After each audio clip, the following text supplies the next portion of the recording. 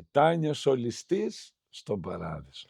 Μετάνιωσαν οι πόρνες φίλες του Χριστού. Δεν χωρίζει ο Θεός καλός και κακός, πιστός και άπιστος, άγιος και κακός. Όχι, δεν χωρίζει. Κυρίες και κύριοι, αγαπημένα παιδιά, καλώς ήρθατε στο Faith to Faith The Vidcast. Να ευχαριστήσουμε τον Παπαχρήστο καταρχάς και την κυρία Μαρία, την πρεσβυτέρα, η οποία κατάφερε και έκλεισε ένα ραντεβού δεύτερο, γιατί κάναμε ένα τεράστιο γύρισμα πριν κάποιους μήνες, το οποίο για τεχνικούς λόγους δεν κατέστη εφικτό να προβληθεί Παπαχρήστο. Ευχαριστούμε λοιπόν πάρα πολύ και εσένα και την Παπαδιά για τον χρόνο σας. Επίσης, να ευχαριστήσουμε το χορηγό μας, το naturescorner.gr, με φυσικό κατάστημα στη Νεάπολη, Θεσσαλονίκη, στην Ανδρέα Παπανδρέου 65, για premium βιολογικά προϊόντα και ό,τι επιζητάτε και ζητάτε, naturescorner.gr. Ήθελα να ξεκινήσω τη συνέντευξή μας με κάτι πολύ βασικό για εμένα, το οποίο το εντόπισα βλέποντας έναν Ασιάτη επιστήμονα, άθεο κατά δήλωσή του τα χρόνια τα φοιτητικά, ο οποίος ασχολιόταν με το ανθρώπινο μάτι και μελετώντας το, συνειδητοποίησε κάτι πολύ απλό, ότι όλοι αυτοί οι χιλιάδες νευρώνες δεν μπορεί κατά τύχη να έχουν βρεθεί στη θέση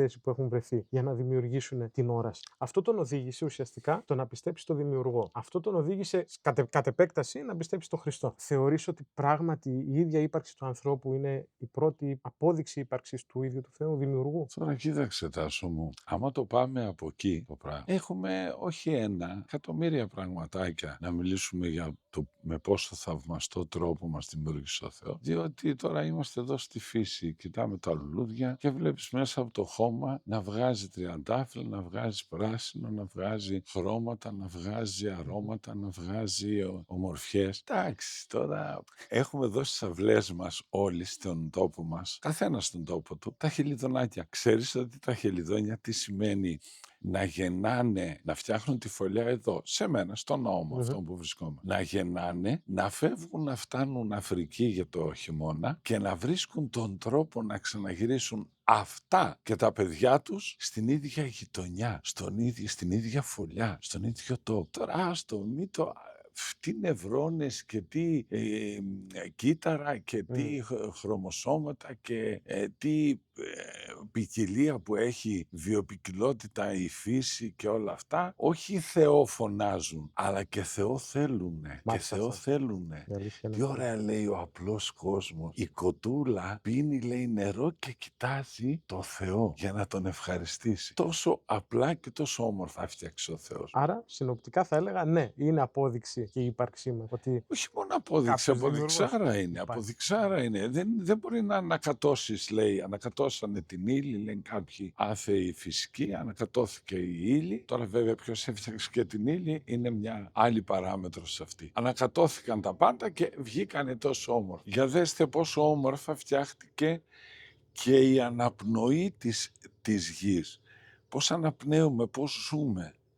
Εμείς αναπνέουμε οξυγόνο. Τα φυτά με τον ήλιο κάνουν διάσπαση του διοξιδίου του άνθρακα και μας ξαναδίνουν οξυγόνο. Οξυγόνο, διοξίδιο του άνθρακα, διοξίδιο του άνθρακα και οξυγόνο. Δεν γίνεται όλα αυτά να έχουν γίνει μόνα τους. Και άντε μωρέ στην τύχη, γιατί άμα το πιστεύουμε αυτό, δηλαδή θα ξαναανακατωθούν σύντομα και θα βρεθούμε στην απέξω. Για να δούμε. Αυτό θα μπορούσε να πει κανένας ως συμπέρασμα στη σκέψη των αθέων, ότι αφού ανακατώθηκαν μία φορά, ας ανακατωθούν ακόμα μία για να ξαναφτιάξουμε κάτι καινούριο. Ωραία, με κάλυψες νομίζω. Η αλήθεια είναι, και δράτω του επιστήμονα αυτού, ότι παρατηρούμε τελευταία ότι όλο περισσότεροι αθλητές, που είναι ένα κομμάτι που με απασχολεί πολύ, αλλά και διάσημοι, παρατηρείται ότι κάνουν μια στροφή στο Χριστό. Και όχι μόνο αυτό, δηλώνουν και στεναρά την πίστη τους. Εσύ, ως πνευματικός. Κοίταξε, Τάσο μου, για να γίνει τη στροφή, κάτι παιδεύεται, κάτι θέλει, κάτι ψάχνει, κάτι τον βασανίζει ή κάτι βρήκε. Ναι, ζούμε σε μια εποχή που λίγο πολύ το άγχος, η απελπισία, ο φόβος μας διακατέχει. Εκεί μέσα έρχεται ο καθένας και ψάχνει κάτι για να πατήσει, κάτι για να στηριχτεί, κάτι για να βρει άκρη. Εντάξει, ένας επιστήμονας ή ένας είναι πιο εύκολο να το ψάξει και πιο εύκολο να φτάσει κάπου. αν πραγματικά το ψάχνει Μμμ. και το θέλει και το αναζητεί και το έχει ανάγκη.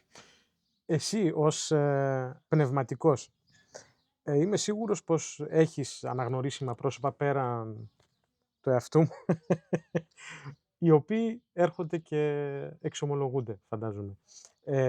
Χωρίς να θέλουμε να κατονομάσουμε σε καμία περίπτωση. Η ερώτηση μου είναι άλλη. Τι παρατηρείς σε αυτούς τους ανθρώπους συγκεκριμένα, πώς τους επηρεάζει η πίστη τους στα εύκολα αλλά και στα δύσκολα? Δηλαδή δεν είναι η πίστη ένα κομμάτι το οποίο σε συντροφεύει μόνο στα εύκολα, θεωρώ. Τα σούλη μου δεν τους βλέπω όμως. Εγώ προσπαθώ να μην βλέπω επώνυμους και ανώνυμους. Μμμ. Να μην τους διαχωρίζω, να μην με νοιάζει, να μην με ενδιαφέρει, να μην φτάνω εκεί. Γιατί? Διότι αν δεις ξεχωριστά τον επώνυμο, ξεχωριστά τον σπουδαίο της κοινωνίας, τότε κάτι έχω χάσει εγώ για να τα βλέπω αυτά. Κάτι έχω χάσει. Και επειδή δεν θέλω να το χάνω αυτό, για μένα είναι όλοι το ίδιο. Το πρόβλημά τους βλέπω, την ψυχή τους βλέπω, τις ανάγκες τους βλέπω, το τι παιδεύονται βλέπω.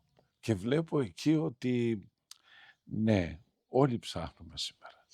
Και είναι ωραίο που ψάχνουμε. Ξέρεις τι ωραίο είναι να σου έρχεται ένας ο οποίος έχει τραγουδήσει και αν έχει τραγουδήσει στίχους. Γιατί για μένα, τώρα θα φανεί παράξενο στους θεατές σας, προσπαθώ να διδαχτώ από την ποίηση, από τη μουσική, από τα θεατρικά, από τους ηθοποιούς. Μ' αρέσουνε κάτι ατάκες φοβερές και διαχρονικές που είναι μέσα στα τραγούδια μας. Μμμ. Αυτός λοιπόν τα έχει ακούσει. Τι ωραίο ένας στίχος, δεν θυμάμαι τι νος είναι από τραγούδι. Νομίζω ότι το τραγουδάει ο Καζαντζίδης πρώτα. Ας το Θεό για να τους κρίνει ή τους αφήνω στο Θεό για να τους κρίνει. Μμμ. Είναι φοβερά, είναι διδακτικά. Αυτός διδάσκεται από αυτά. Και οπότε ψάχνοντας λίγο πιο πίσω, λίγο πιο πέρα, λίγο πιο μπροστά, φτάνει στο Θεό.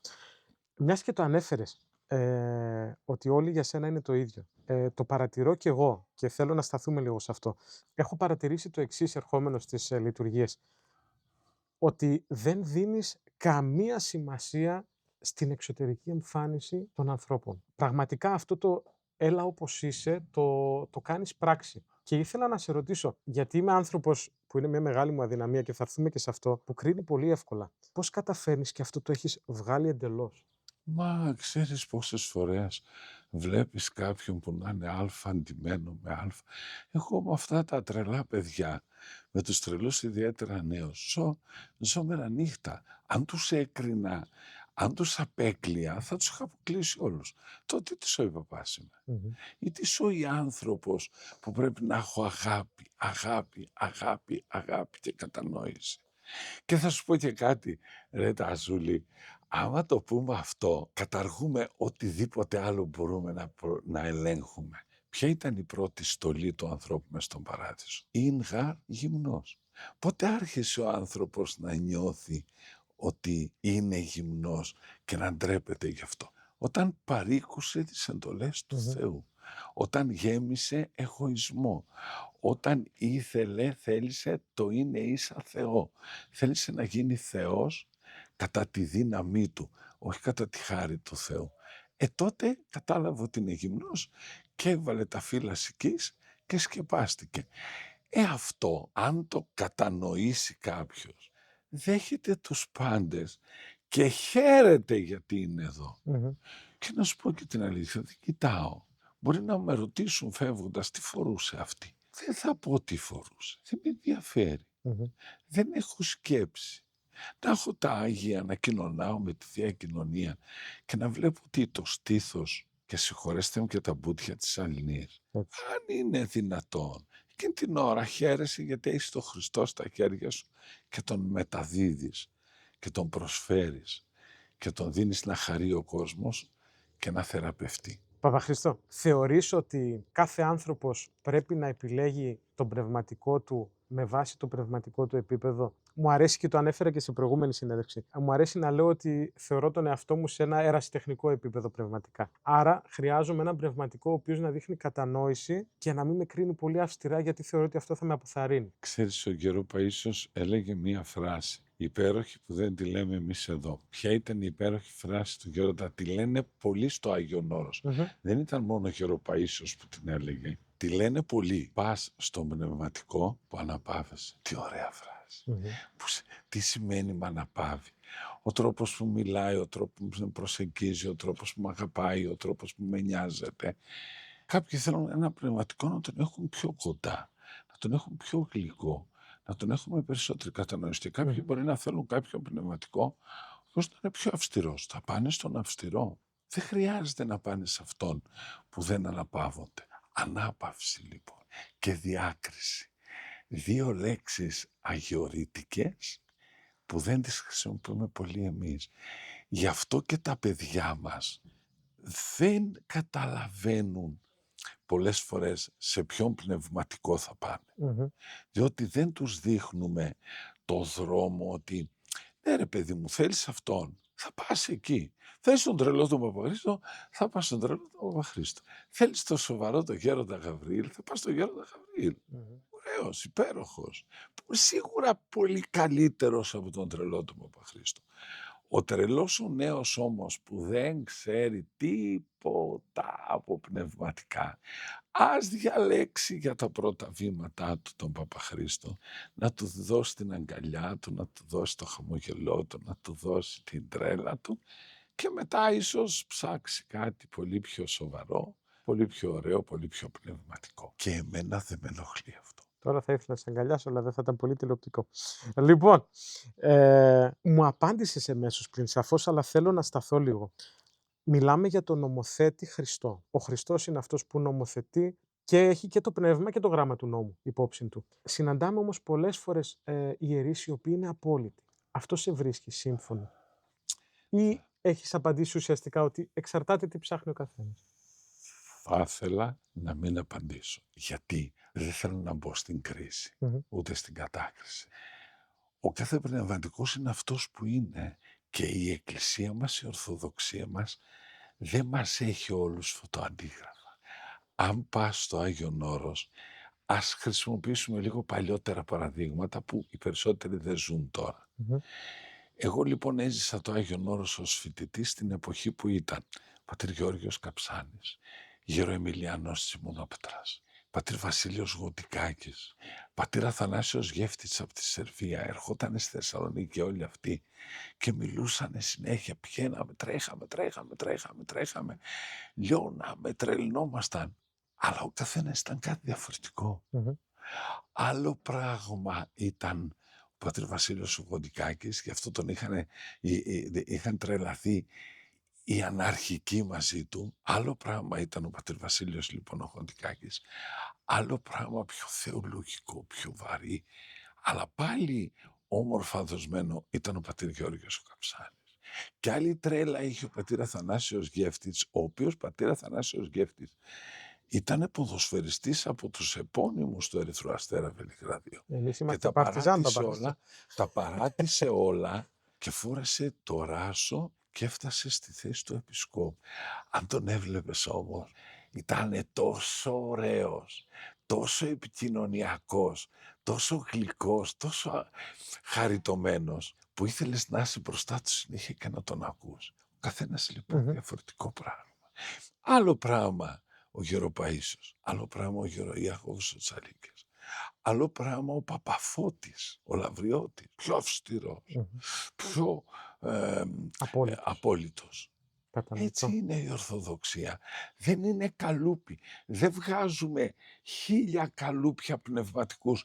Όλοι το ίδιο και κυρίως η Ορθοδοξία δεν έχει ένα αντευτέρι μέσα από το οποίο διαβάζει ο πνευματικός και λέει για να δούμε γι' αυτό πόση ποινή προβλέπει.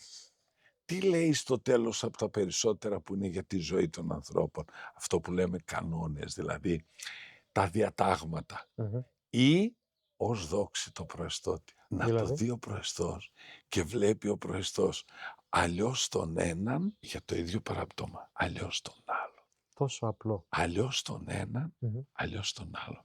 Γι' αυτό και η εξομολόγηση δεν γίνεται με όλοι μαζί. Δηλαδή το ίδιο. Ποιοι κάνανε αυτήν την αμαρτία, να σηκώσουν το χέρι.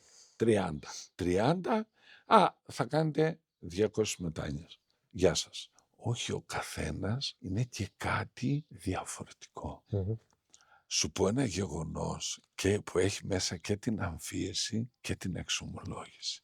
Ήμουν κάποτε στο Μικρόκαστρο στο μοναστήρι, περίμενα να δω τον πατέρα Στέφανο, πατήρ Στέφανος Ορίνος, ένας από τους σπουδαιότερους πνευματικούς, δυστυχώς βαδίζει προς τη δύση της ζωής του, Μμμ. προς το Αγίο Βασίλεμα. Εξομολογούσε 30 μέρες το μήνα, μέρα νύχτα, δεν υπήρχε. Κάποια στιγμή λοιπόν πήγαμε εκεί να το περιμέναμε, ακουμπούσε σε μια κολόνα ένα κορίτσαρος και αρκετά έως πολύ προκλητικά ντυμένη με ένα ολόσωμο κολάν. Φαντάζομαι ότι όλοι τη σχολιάσαμε, τι θέλει αυτή εδώ, μπαίνει μέσα στο γέροντα, βγαίνει μετά από μισή ώρα και φεύγει. Βγαίνει όμως και ο γέροντας για να μας δει όλους και τι λέει με ένα θαυμασμό. Πω ρε παιδιά, αυτό το κορίτσι, τι υπέροχη εξομολόγηση έκανε. Έριξα μια μούτσα στον εαυτό μου. Λέω μεγάλε, εσύ τη σχολίασες σαν παραπεταμένη και ήρθε ο γεροντάς της και είπε τι σπουδαία. Το είπε 3-4 φορές ο γέροντας. Άρα γέροντα, λέω, πολύ με δίδαξες με αυτό. Είναι αλήθεια, μου λέει Παπαχρήστο. Μμμ. Τόσο ωραία εξομολόγηση είχα χρόνια να δω. Ταπεινότητα. Το παίρνω σαν πάσα. Ταπεινότητα. Πώς καταφέρνεις, ενώ πλέον είσαι αναγνωρίσιμος τα τελευταία χρόνια σίγουρα. Και Έλα όσο το τώρα, πάω. έλα, όχι. Όσο είσαι. Όχι, να μην πούμε μέσα. Γεμίζεις στις εκκλησίες. Δεν μας, στις Κυριακές. Έτσι τα αναφέρω εγώ. δεν μας κάνει καλό να μπούμε μέσα σε αυτά. Εγώ είμαι ένας από εσάς. Πώς μένω ταπεινός, αυτό θέλω να μου πεις. Είμαι ένας από εσάς. Αλίμονό μου αν σηκωθεί η μύτη ψηλά, θα φύγει ο Χριστός. Και θα φύγει και η αγάπη σας, θα φύγουν και όλα. Θέλω πραγματικά να μείνω χαμηλά. Άλλωστε είμαι παπάς στη μικρότερη ενορία της Ελλάδος. 15 κάτοικοι, η Σαρακινούλα, μαζί με εμένα και με την παπαδιά. Τι εγωισμό να βγάλεις, βρε Τάσο μου, τι εγωισμό να βγάλεις σε ένα χωριό που είναι τόσο μικρό και με τόσο λίγο κόσμο. Να σε πάω τώρα στην άλλη άκρη. Εμένα ο προστάτης μου είναι ο Άγιος Νεκτάριος. Ο Άγιος μου αυτός, όπως ξέρεις πολύ καλά, υπέστη μεγάλες αδικίες στη ζωή του. Στο τέλος, Κι όμως δίδαξε μέσα από τη συμπεριφορά του πώς να το διαχειρίζεσαι αυτό. Δυστυχώς δεν είμαστε όλοι Άγιοι. όχι, δεν είναι δυστυχώς, δεν είμαστε όλοι Άγιοι. Η Εκκλησία τους πρώτους χρόνους, ξέρεις πώς προσφωνούσε τους χριστιανούς. Οι Άγιοι, τον τίτλο του Αγίου είχαν όλοι οι άνθρωποι. Χριστιανός ίσον Άγιος. Ναι. Χριστιανός ίσον στο δρόμο της αγιότητας. Τώρα, αν στο δρόμο της αγιότητας εμείς ξεστρατίζουμε πολύ, είμαστε χαζοί. Διότι Άγιοι γίγνεστε, λέει ο Χριστός ο ίδιος, ότι εγώ Άγιος είμαι. Εγώ με λέει Άγιος. Γι' αυτό γίνετε κι εσείς Άγιοι. Και όχι μόνο τι άλλες φράσεις λέει για όλους μας. Εμείς φίλοι μου εστέ, λέει ο Χριστός. Είστε φιλαράκια μου. Και πίσω εμάς Θεούς κατά χάρη. Θα σας κάνω, λέει, μέχρι να γίνετε θεοί, αλλά όχι με τις δυνάμεις σας. Κατά τη χάρη του Θεού. Τι θέλει ο Θεός, μια που ρώτησες, να έχουμε για να φτάσουμε στην αγιότητα? Ταπείνωση, υπομονή και χωρίς το τρίτο δεν υπάρχει Θεός, και αγάπη. Η αγάπη μας προς το Θεό και το συνάνθρωπο μας πάει στον παράδεισο. Μας κάνει παιδιά του Θεού. Η αγάπη, η αγάπη, η αγάπη. Και εμείς δεν μπορούμε να διαχειριστούμε μία αδικία στη δουλειά, μία αδικία στο σπίτι μας, μία αδικία για να ολοκληρώσουμε το κομμάτι της αδικίας. Γι' αυτό το Άρε αναφέρω. Τάσο, πόσοι άνθρωποι υπομένουν τις αδικίες και λένε δόξα τω Θεώ. Τι έλεγε ο Παπατήχων, εκείνος ο παππούς, ο υπέροχος και εκλικήτατος παππούς. Το Κύριε Λέισον, λέει, αξίζει 100 δραχμές, τότε που ήταν οι δραχμές. Αυτός δεν πρόλαβε τα ευρώ. Το δόξα τω Θεώ όμως για όλα που περνάω, 1000 δραχμές. Η αξία του η πνευματική. Τι ωραία πράγματα. Πράγματι. Τι ωραία πράγματα. 100 δραχμές. Το Κύριε Λέισον, σου ζητάω Θεέ μου, θέλω 1000 δραχμές όμως, το δόξα τω Θεώ. Θέλω να πούμε δύο κουβέντες για κάποιους προβληματισμούς, έτσι, δικούς μου, προσωπικούς. Έχουμε τον Αγιώργη, ο οποίος πολέμησε το Δράκο. Έχουμε αγγέλους, έχουμε αρχαγγέλους, έχουμε περιγραφές γιγάντων και τα λοιπά στη Διαθήκη. Έχουμε το αστέρι που καθοδηγεί τους μάγους στη γέννηση του Χριστού. Τελικά όλα αυτά, γιατί θεωρώ ότι όλα είναι δημιουργήματα του Θεού, είναι συνυφασμένα, δηλαδή μπορούμε να υπάρχει συσχετισμός αστρολογίας, χριστιανισμού, υπάρχει συσχετισμός ενδεχομένως με κάτι το οποίο είναι πέραν του φυσικού μας κόσμου. Μα δεν χρειάζεται να τα πάμε σε άλλες επιστήμες. Η πραγματικότητα τα ζει αυτά. Πόσα θαύματα γίνανε σε αρρώστιες ανθρώπων, που τη μια μέρα εξέταζε ο γιατρός και έβρισκε τίνκα των καρκίνων και την έχω εδώ δεκάδες άνθρωποι έρχονται. Βέβαια δεν είμαι από αυτούς όμως που εύκολα φωνάζω τα θαύματα. Όχι, δεν τα φωνάζω. Δεν τα βλέπω μπροστά μου και λέω πες δόξα τω Θεώ και φτάνει. Αν θέλει η Παναγιά να το δημοσιοποιήσει, ας το δημοσιοποιήσει. Εμείς ήρεμα, όμορφα, ταπεινά. Δεν θα μπλέξουμε να φωνάξουμε κατευθείαν θαύμα εδώ, θαύμα. Το αστέρι τους οδήγησε. Το αστέρι όμως δεν ήταν κάτι το οποίο συνδυάζονταν με άλλα αστέρια. Αυτό το αστέρι βγήκε και από τότε ψάχνουν και ξαναψάχνουν και οι πατέρες της Εκκλησίας και οι θεολόγοι. Ήταν αστεράκι που έλαμπε πολύ ή ήταν άγγελος φωτεινός που φαινόταν στον ουρανό ή ήταν μια φωτίτσα που πήγαινε. Και τα τρία μπορούσε να ήταν. Και άλλα τόσα μπορούσε να ήταν. Τα οποία εμείς δεν ξέρουμε τι μπορεί να ήταν. Διότι εκείνος εκεί ξέρει, τα βλέπω στην καθημερινότητα. Αλλά το πιο σπουδαίο θαύμα είναι να βλέπεις ένα παιδάκι. Μου ήρθε προχτές ένα παιδάκι. Όχι προχτές, έχει λίγο καιρό, με τη μάνα του. Θέλω να εξομολογηθώ οπωσδήποτε. Με πήρε τηλέφωνο. Φώναζε τη μαμά. Πότε θα με πας στον Παπαχρήστο, πότε θα με πας. Δεν θα προλάβω, ρε μαμά. Θέλω να πάω στον Παπαχρήστο πριν τις εξετάσεις που θα δώσουμε για το πανεπιστήμιο. Έρχεται, εξομολογείται και μάλιστα μου λέει παπά, περίμενε λίγο να θυμηθώ πως έχω και τίποτα άλλο. Δεν θέλω να έχω τίποτα αμαρτία μέσα. Και φεύγει χωρίς να έχει τίποτα πρόβλημα υγείας. Πηγαίνει στο σπίτι και σε 3 μέρες μπαίνει εντατική και σε 1 εβδομάδα φεύγει. Με κοιτούσε η μαμά και μου λέει, πόσο μ' αναπαύει το ότι ήρθε, εξομολογήθηκε και έφυγε σαν αγγελάκι. Πόσο θα τρελαινόταν η μαμά αν δεν την είχε βάλει η πραγματικότητα μέσα από αυτό το δρομάκι. Το δρομάκι του Θεού. Φυσικά και είναι πόνος, φυσικά και είναι τραγικό, αλλά δες τι κατάλαβε αυτό το παιδί.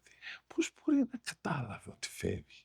Η γιαγιά μου 3 μέρες πριν κοιμηθεί, 3 μέρες, 3 μέρες, 97 χρονών, μας φωνάζει θέλω ησυχία, δεν θέλω φασαρία, γιατί εγώ φεύγω. Άρα υπάρχει κάτι υπερφυσικό το οποίο δεν μπορούμε να το αντιλαμβανόμαστε όλοι. Το υπερφυσικό με το φυσικό είναι ενωμένο πάντοτε. Δεν υπάρχει αυτό που βλέπουμε τώρα τον ουρανό. Δεν υπάρχει διαχωρισμός κάπου. Από εκεί και πάνω ο ουρανός, από εκεί και κάτω γη. Αλλά ούτε είναι ο πνευματικός ουρανός κάτι από αυτόν τον ουρανό. Εμείς λέμε ουρανός γιατί είναι κάτι άπιαστο μακριά από εμάς. Αλλά οι ψυχές των ανθρώπων, οι άγγελοι, οι αρχάγγελοι, οι προφήτες, οι μάρτυρες, η Παναγία, ο Θεός, είναι όλο αυτό που είναι έξω από αυτό που λέμε χρόνος, γη, νόμος της βαρύτητας, εδώ σε αυτό τη φλούδα που λέγεται γη. Όχι, αυτά όλα είναι wow. Αλλά που ενώνονται όμως ουρανός και η γη στη Θεία Κοινωνία, στη Θεία Λειτουργία, όπου ανοίγει ο ουρανός και ενώνονται οι Άγιοι που είναι παρόντες, οι άγγελοι, οι αρχάγγελοι. Πήγε, λέει, ο γεροευμένιος ο Σαριδάκης νέος να συναντήσει τον γέροντα Πορφύριο στην Αθήνα. Τον συναντάει στην κλινική που ήταν, σε εκείνο το εκκλησάκι λειτουργούσε. Μόλις ανοίγει, λέει, την πόρτα, έχει τόσο φως μέσα που δεν βλέπει τίποτα. Φως. Κάθεται σε μια άκρη, ψηλαφιτά, σε ένα στασίδι, ακούει τον παπά κανονικά, ακούει τον ψάλτη κανονικά, δεν βλέπει όμως τίποτα παρά μόνο σκιές, λέει, αγγέλων, Αγίων και φως. Φως, φως, φως, φως, χαρούμενο, φως ζωντανό. Και όπως τελειώνει η λειτουργία και βλέπει όλο αυτό το φως να μαζεύεται και να φεύγει στον ουρανό. Και τότε, λέει, είδε κανονικά τους 6-7 πιστούς που ήταν μέσα και τον ίδιο τον γέροντα και τον ναό γύρω-γύρω. Τελειώνει, μοιράζει το αντίδωρο ο πάτερ και πηγαίνει μέσα στο ιερό και πηγαίνει από πίσω. Και ο νεαρός Ευμένιος και του λέει, γέροντα, το και το είδα τους αγγέλους στο φως. Και με μια αφοπλιστική απλότητα ο γέροντας τι του λέει, τι παράξενο, παιδί μου, σε κάθε λειτουργία δεν γίνεται αυτό. Αυτός το βλέπει σε κάθε λειτουργία. Παιδί, έχει καθαρά τα ματάκια του. Και τι λέει μετά και μετά, τι ωραίο, με την ταπείνωση που είπες προηγουμένως. Και του λέει ο Ευμένιος Σαριδάκης, λέει, γέροντα, είσαι πολύ άγιος εσύ που γίνονται αυτά. Και η ταπεινή απάντηση του αλλού να τα κατεβάσει κάτω τον εαυτό του. Όχι, παιδί μου, λέει, εγώ δεν είμαι τίποτα. Εσύ τα είδες. Αφαίρεσε αυτό που του είπε πριν, ότι σε κάθε λειτουργία γίνονται αυτά. Εσύ τα είδες και εσύ είσαι Άγιο. Υπάρχει μια άλλη διοίκηση από τον Παπατήχωνα. Τελείωσαν, λέει, μπήκανε, κάναν την είσοδο των Αγίων και όταν ακούμπησε στην Αγία Τράπεζα το Άγιο Δισκοπότηρο, τα Άγια ο Παπούλης, λέει, δείχνοντας, και δίπλα είναι ο Γεροπαΐσιος και αυτό το λέει σε βίντεο ο Γεροπαΐσιος. Είναι δίπλα και του λέει, εσύ Μιχαήλο από εκεί και εσύ Γαβρίλο από εκεί. Δηλαδή, Τους αρχαγγέλους. Και όταν του λέει, εσύ γλυκό μου Παΐσιο, που του μιλούσε έτσι, να πας στο ψαλτήρι. Γέροντα, λέει, να κάτσω εδώ να σας υπηρετήσω. Όχι, παιδί μου, και ποιος σας υπηρετήσει στο ιερό μέσα? Το αγγελάκι μου. Και γυρίζει και αγκαλιάζει αγγελάκι. Από πού να το πιάσεις, Παπαχρήστο μου? Θέλω να μου πεις το εξής. Μέσα από τις περιγραφές σου μου απάντησες σε κάτι που είχα σκοπό να ρωτήσω. Πώς ξαναχτίζω ουσιαστικά την πίστη μου όταν έχω βιώσει κάτι άσχημο, κάποια απώλεια. Είναι, νομίζω, κάτι εσωτερικό που πρέπει να το αναζητήσει ο καθένας για τον εαυτό του. Θέλω όμως να μου πεις εσύ κάτι. Πότε πίστηκες μέσα σου ότι η μόνη αλήθεια για σένα είναι ο Χριστός? Όταν πέθανε ο καλύτερος μου φίλος, έφυγε από τη ζωή. Είμαι μαθητής Λυκείου, Δευτέρα Λυκείου και χάνω τον καλύτερο φίλο μου που καθόμασταν μαζί, τον Ηλία. Εκεί έψαξα με μανία, έψαξα από το πολύ βάθος της καρδιάς μου τι είναι όλο το τόδο που πάει αυτό το παιδάκι. Και πήγα και γράφτηκα θεολογική. Δεν ξέρω αν με βοήθησε η θεολογική, δεν ξέρω αν με βοήθησε το Άγιον Όρος. Δεν ξέρω πόσο με βοήθησε ο Γεροπαΐσιος. Πάλευα ένα διάστημα πολύ άρνηση Θεού, άρνηση. Αλλά τότε όταν ήρθαν αυτά τα γεγονότα, είπα, δεν γίνεται να χάνεται ο άνθρωπος έτσι. Παπ, και χάθηκε. Όχι, δεν γίνεται. Άρα μια απώλεια είναι αυτή που σε έπεισε ουσιαστικά να... Ναι. Είναι αλήθεια ότι η απώλεια δικών μας ανθρώπων μας τρελαίνει και ή πάμε προς την πλήρη αμφισβήτηση ή σκύβουμε και ψάχνουμε κάτι για να στηριχτούμε. Αυτό νομίζω και βλέπω να κάνουν και οι γονείς που χάνουν παιδιά. Που είναι τραγικό. Σειρά να μην χαλάει, έλεγε η γιαγιά μου. Έτσι ακριβώς. Λοιπόν, θέλω να σε ευχαριστήσω για το πρώτο κομμάτι της συνέντευξής μας και να περάσουμε στο δεύτερο, το οποίο λέγεται Quick Fire. Quick Fire τι είναι? Γρήγορες απαντήσεις. Θα σου κάνω κάποιες ερωτήσεις και θέλω έτσι να απαντάμε συνοπτικά με μία-δύο προτάσεις. Είσαι έτοιμος? Θα δω, θα δείξει. ΠΑΟΚ είσαι, εντάξει. ΠΑΟΚ. Άμα είσαι ΠΑΟΚ, Εννοείται. είσαι πάντα Θα έτοιμος. κλείσουμε με ΠΑΟΚ, κάτσε. Θα κλείσουμε με ΠΑΟΚ. Λοιπόν, φύγαμε. Ναι, Άλλο καλό παιδί, άλλο καλή ψυχή. Συμφωνείς. Και να αυτό. εξηγήσω. Μεγαλώνουμε όλοι στα πλαίσια του ότι θα κάνεις παρέα με το Γιάννη γιατί είναι καλό παιδί. Δεν καπνίζει, δεν γυρίζει, είναι καλό παιδί. Είναι από καλό σπίτι. Και παραμερίζουμε τον Γιώργο, ο οποίος μπορεί να είναι πιο αλάνι. Για μένα, μην το παιδεύεις πολύ. Για μένα, τα παιδιά που θέλω στην παρέα μου, που κάνω φίλους μου, είναι οι τρελοί φευγάτοι νέοι. Τι καλό παιδί. Στη σύγχρονη κοινωνία καλό παιδί σημαίνει ότι θα βασανιστεί. Ας τα καλά παιδιά. Άρα άλλο καλό παιδί, άλλο καλή ψυχή. Συμφωνείς. Καλή ψυχή, καλλιεργημένη ψυχή. Να ξέρει να αντέχει, να ξέρει να δίνει, να αγαπάει, αλλά και να αντέχει τη ζωή. Σούπερ.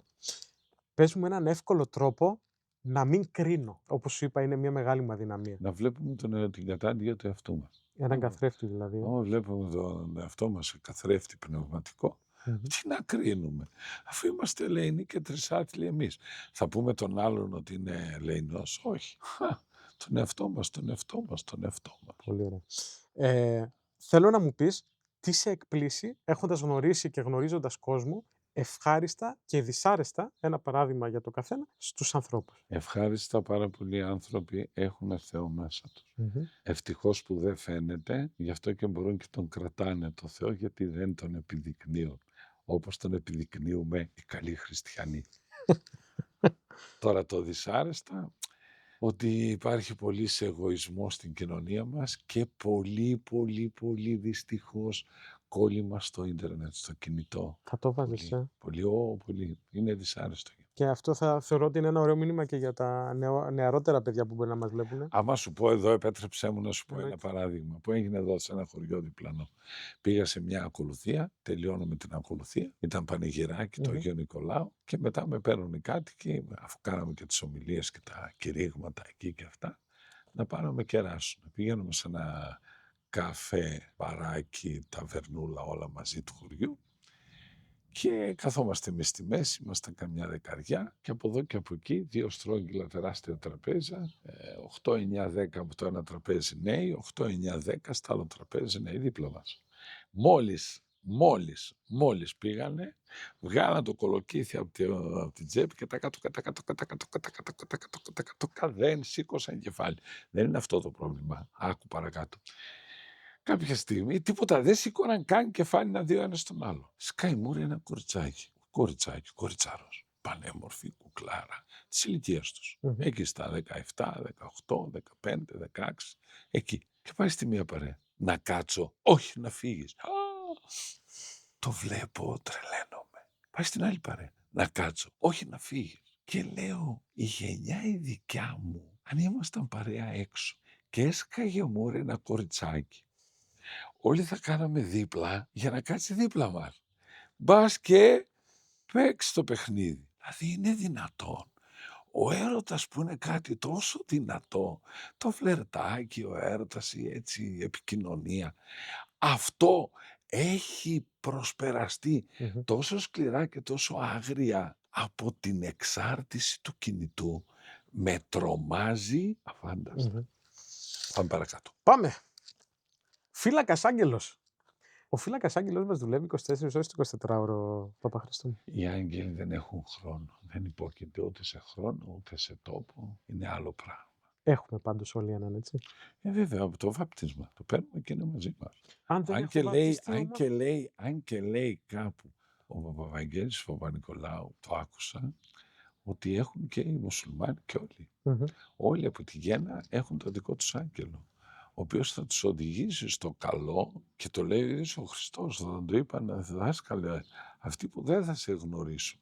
Νόμον έχουν, λέει, και κατά τον νόμον αυτόν οφείλουν σε αποθανήν. Έχουν και αυτοί. Τώρα δεν το παρακάτω. Ωραία, μια χαρά. Θέλω να μου πεις ένα βιβλίο που θα συνιστούσες να διαβάσει οποιοδήποτε, πριν φύγει από το μάτι του το κόσμο. Τα βιβλία του Γεροπαΐσου. Και των άλλων σύγχρονων Αγίων είναι υπέροχα.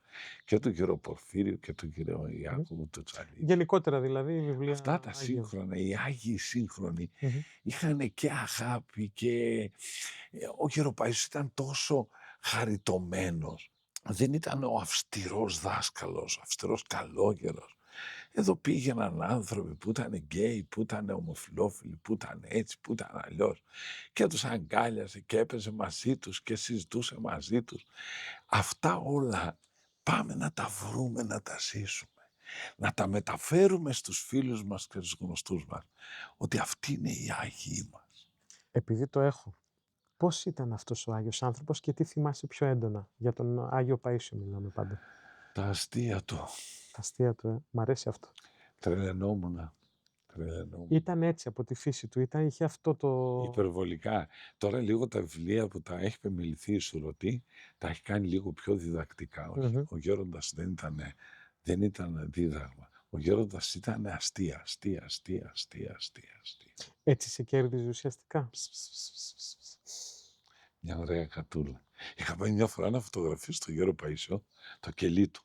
Και ήθελα να φωτογραφίσω γύρω-γύρω το κελάκι του. Ήταν έτσι Μάιος μήνας, ζέστη, όμορφια, λουλούδια και αυτά. Και να κρεμάσω παρακάτω την τσάντα που είχα τη φωτογραφική. Δεν είχαμε τότε κινητά.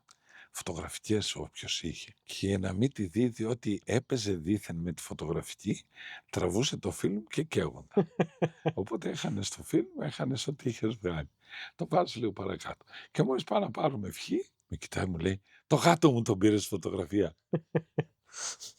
Την επόμενη φορά που θα κάνουμε, θα έχω τη φωτογραφία, κάπου την έχω, για να τη δείξω ένα γάτο που κάθεται στο πρεβάζι της πόρτας του και με κοιτάει έτσι μεγαλόπρεπα.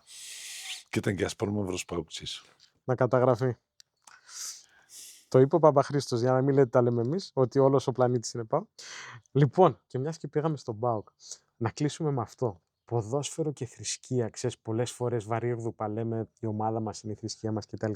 Δεν θέλω να σταθούμε τόσο σε αυτό, θέλω να μου πεις κάτι άλλο. Όχι, να όχι, κλείσουμε να σου με πω αυτό. πρώτα, Πες. περίμενε.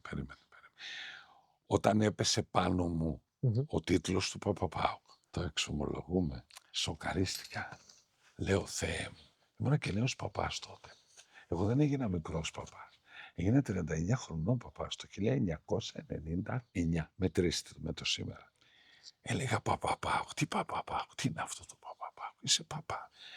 Όταν είδα όμως πόσο γρήγορα και πόσο βαθιά τσιμπάει αυτό στους τρελούς των γηπέδων, πόσο εύκολα ξεκλειδώνει τις ψυχές και τις καρδιές. Εγώ σε αυτόν τον τόπο που είμαστε εδώ, κάθε μήνα μπορεί να φτάνουν και 1.000 άτομα. Τα 700-800 είναι νέοι. Ποιοι? Αυτοί οι τρελοί που δεν θα ζήγωναν τίποτα πνευματικό. Και είπα τότε, σκύψε το κεφάλι σου, αποδέξου το με ομορφιά όλο αυτό και πάμε. Τώρα δεν το έχω αποδεχτεί απλά. Είναι στην καρδιά μου το Παπαπάοκ και αυτά τα παιδιά. Αυτά τα παιδιά και το Παπαπάοκ. Απάντησες νομίζω. Θα σε ρωτούσα τι είναι ο ΠΑΟΚ για σένα. Είναι Τελικά. όλα αυτά. Είναι όλα αυτά. Και βέβαια, εντάξει, είναι και τρέλα, είναι και ομάδα, είναι και ποδόσφαιρο, είναι και γήπεδο. Είναι. Είναι όμως αυτό που δεθήκαμε με τις ψυχές αυτών των παιδιών. Δεν είναι τα σούλη. Δεν είναι ότι έρχονται και εξομολογούνται. Έρχονται λειτουργίες, έρχονται αγρυπνίες, με παίρνουν τηλέφωνα, μου στέλνουν ευχές, με βρίσκουν τώρα Αθήνα, όχι τα παιδιά μόνο του ΠΑΟ, όλων των ομάδων. Μμμ. Πάω Κύπρο και μιλάω στα σχολεία και δεν ακούγεται αναπνοή. Ξέρεις τι σημαίνει, με βάλαν και μίλησα στην Πάφο πριν από καιρό σε 5.000 κόσμο νέους μέσα σε γήπεδο μπάσκετ και δεν ακούγονταν ανάσα. Αυτοί οι τρελοί νέοι έχουμε δεθεί και είμαστε ένα. Και αυτό το απολαμβάνω πολύ. Θέλω να πιστεύω ότι το απολαμβάνει και ο Θεός έτσι πάνω, γιατί έτσι μας θέλει ο Θεός, να είμαστε κοντά σε όλους. Δεν χωρίζει ο Θεός καλός και κακός, πιστός και άπιστος, άγιος και κακός. Όχι, δεν χωρίζει. Γιατί έλεγε ο Άγιος Αμφιλόχιος ο Πάριος, που το λέει νομίζω και ο Άγιος Ιωάννης ο Χρυσόστομος αυτό. Βλέπεις, λέει, σήμερα την αμαρτία να την κάνει κάποιος. Δεν βλέπεις όμως το βράδυ αυτός πόσα δάκρυα θα χύσει. Και αν χύσει δάκρυα βγήκε πάνω από σένα. Βγήκε πολύ πάνω, διότι ποιο είναι το ζητούμενο της πνευματικής μας ζωής στην Εκκλησία? Η μετάνοια. Μετάνιωσε ο ληστής στον παράδεισο. Μετάνιωσαν οι πόρνες φίλες του Χριστού. Μετάνιωσε ο τελώνης άνθρωπος του Θεού. Μετάνιωσαν εκατοντάδες Άγιοι, εκατοντάδες χιλιάδες εκατομμύρια Άγιοι για τις αμαρτίες τους, Άγιοι της Εκκλησίας. Άγιοι της Εκκλησίας. Νομίζω δεν θα μπορούσε να κλείσει πιο όμορφα η συνέντευξή μας. Να σε ευχαριστήσω και πάλι μέσα από την καρδιά μου για το χρόνο σου. Απολαύσαμε νομίζω το χώρο εδώ Μ' άρεσε της πολύ γιατί Εκκλησίας. ψιλοέβρεχε κιόλας Έτσι και και τώρα βγαίνει ο βγήκε ήλιος. ένας ωραίος ήλιος. Έτσι. Γύρνα το τώρα προς τα εκεί να δει. Μπάμπη, για δείξε λίγο. Πραγματικά αυτό σκεφτόμουν κι εγώ. Το πώς ολοκληρώνεται αυτή η συνέντευξη, νομίζω είναι έτσι ένα σημάδι για τα υπερφυσικά που λέγαμε. Πολύ μικρό. Να είμαστε καλά. Και σε όλους τους φίλους που θα τα δούνε, ο τρελός και χαζός Παπαχρήστος είναι εδώ στη Σαρακίνα. Μπορούν να με βρουν όποτε θέλουν. Ένα μικρό, πανέμορφο χωριό, κοντά στο Ζαγκλιβέρι, πριν το Ζαγκλιβέρι που είναι μεγάλο χωριό. Η Σαρακίνα λοιπόν είναι η ζωή μου, η καρδιά μου, η αγάπη. Να μην διστάζετε, παιδιά. Πραγματικά. Και μιλάω από δικιά μου εμπειρία. Ο Παπαχρήστος μπορεί να μην θυμάται, αλλά σημαντικό είναι να θυμόμαστε εμείς. Να το θυμάστε αυτό. Ποιος μας βοήθησε να μπούμε στο δρόμο πάλι που μας έχει χαράξει ο Θεός και ίσως είναι και ένας λόγος που όλο αυτό το εγχείρημα εκκίνησε ο ίδιος ο Παπαχρήστος για μένα. Αυτό έτσι ήθελα να το αναφέρω και να ξαναπώ ένα μεγάλο ευχαριστώ. Να είμαστε Τα φιλιά μας.